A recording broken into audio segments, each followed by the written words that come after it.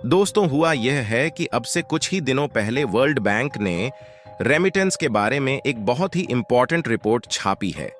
यानी कि किस देश के लोग अपने देश में कितना पैसा भेजते हैं।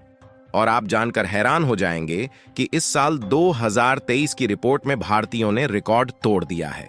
दोस्तों, करीबन 125 बिलियन डॉलर दुनिया के अलग अलग देशों में जो भारतीय काम करते हैं, उन्होंने कमाकर पैसे भारत में भेजे हैं। और इसी के साथ भारत पूरे वर्ल्ड में रेमिटेंस के मामले में नंबर 1 देश बन गया है। यानी कि भारतीय लोग सबसे ज्यादा पैसा कमाकर भारत में वापस अपने परिजनों को भेज रहे हैं। और यह 125 बिलियन डॉलर बहुत ही विशालकाय रकम है, क्योंकि दुनिया में कम से कम 65 ऐसे देश हैं जिनकी टोटल जीडीपी यानी टोटल अर्थव्यवस्था भी 125 बिलियन नहीं है।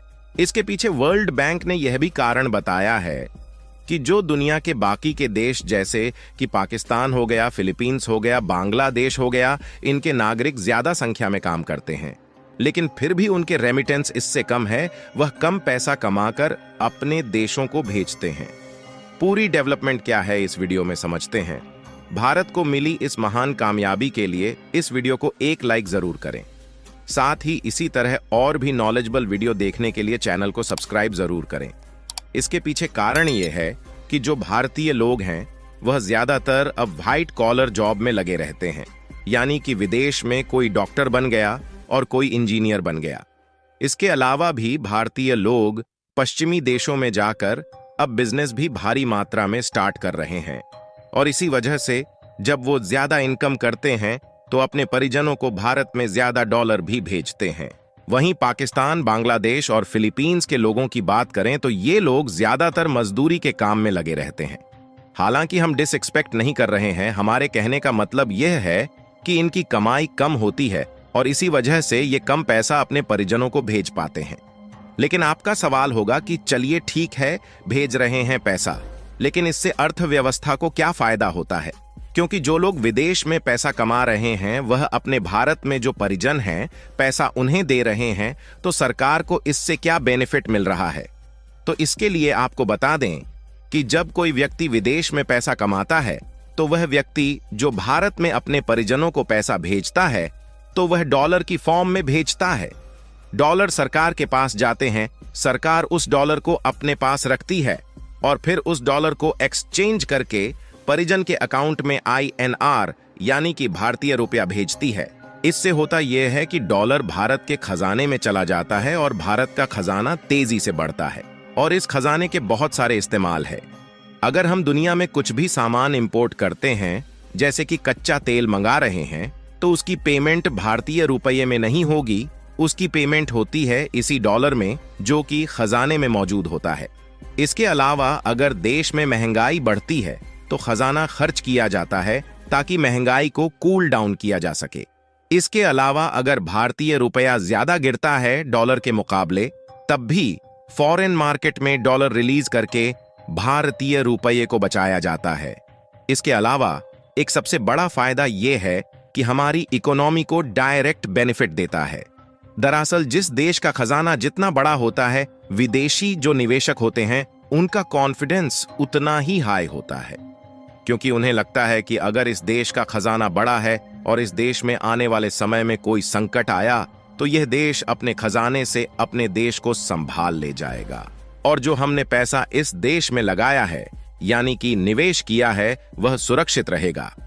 इसलिए वह और ज्यादा पैसा देश की अर्थव्यवस्था में इन्वेस्ट करते हैं, जिससे ओवरऑल जीडीपी बढ़ती है और उस देश में नई नई फैक्ट्रियां खुलती हैं। इससे आप अंदाजा लगा सकते हैं कि यह खजाना कितना ज्यादा इंपॉर्टेंट है। इसके अलावा रूस की मैन्युफैक्चरिंग इंडस्ट्री डूबने की कगार पर है और रूस इसमें भारत की मदद चाहता है। रूस चाहता है कि भारत डूबती रशियन कंपनी को संभाले और अमेरिकन यूरोपियन कंपनी को भारत रिप्लेस कर सके। यहां तक कि रूस ने अपनी कंपनी की ओनरशिप भारत को देने का आमंत्रण दे दिया है। और इसका मतलब यह है कि अगर भारत इन रूसी कंपनी को एक्वायर कर लेता है तो रूसी मार्केट से टेक्नोलॉजी और फॉरेन एक्सचेंज भारत आ सकेगा। फाइनली भारत के लिए रूस के दरवाजे खुल चुके हैं, जो अभी तक केवल चीन के लिए खुले हुए थे और ये गोल्डन अपॉर्चुनिटी भारत किसी भी सूरत में नहीं छोड़ेगा। द हिंदू के एक आर्टिकल में इस बात का खुलासा हुआ है कि रूस की बहुत सी कंपनी को अमेरिकन और यूरोपियन कंपनीज बदल चुकी हैं। मतलब रूस में ऐसे कई प्रोडक्शन यूनिट्स हैं जो आउट ऑफ सर्विस हो चुके हैं और एक टाइम पर इन फैक्ट्रीज को चला रहे वेस्टर्न देश अब रसिया से बाहर निकल चुके हैं। ये फैक्ट्रीज अब खाली पड़ी है और प्रोडक्शन न होने की वजह से रूस को चीनी इंपोर्ट का सहारा लेना पड़ रहा है, जिसकी वजह से छोटे छोटे सेक्टर्स तक रूस चीनी कंपनी पर डिपेंडेंट बन चुका है और बहुत सा फॉरेन रेवेन्यू रूस को इन चीजों को खरीदने में इस्तेमाल करना पड़ रहा है। रूस चाहता है कि भारत फैक्ट्री को खरीदें या रूसी कंपनी के साथ पार्टनरशिप में इन प्रोडक्शन यूनिट को फिर से शुरू करें। ऑलरेडी कई चीनी कंपनी रूस में एंट्री कर चुकी हैं और इनमें से एक है ऑटोमोबाइल इंडस्ट्री, जिसको लेकर रूस का 80% मार्केट चीनी कंपनी डोमिनेट करती है। इसके अलावा टेक्सटाइल, केमिकल्स, स्लाइड और मेटल फैब्रिकेशन जैसे कुछ सेक्टर्स हैं जहां रूस अब भारतीय कंपनी और मैन्युफैक्चरर्स की प्रेजेंस चाहता है। देखिए, रूस इस बात को अच्छे से जानता है कि अपनी मैन्युफैक्चरिंग को चलाए रखने के लिए अकेले चीन पर निर्भर रहना गलत साबित हो सकता है और वैसे भी यह देश भरोसे लायक बिल्कुल भी नहीं है।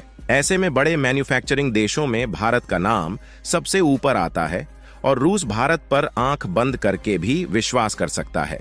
दरअसल रूस में Saint Petersburg International Economic Forum यानी कि SPIAS का आयोजन किया जा रहा है।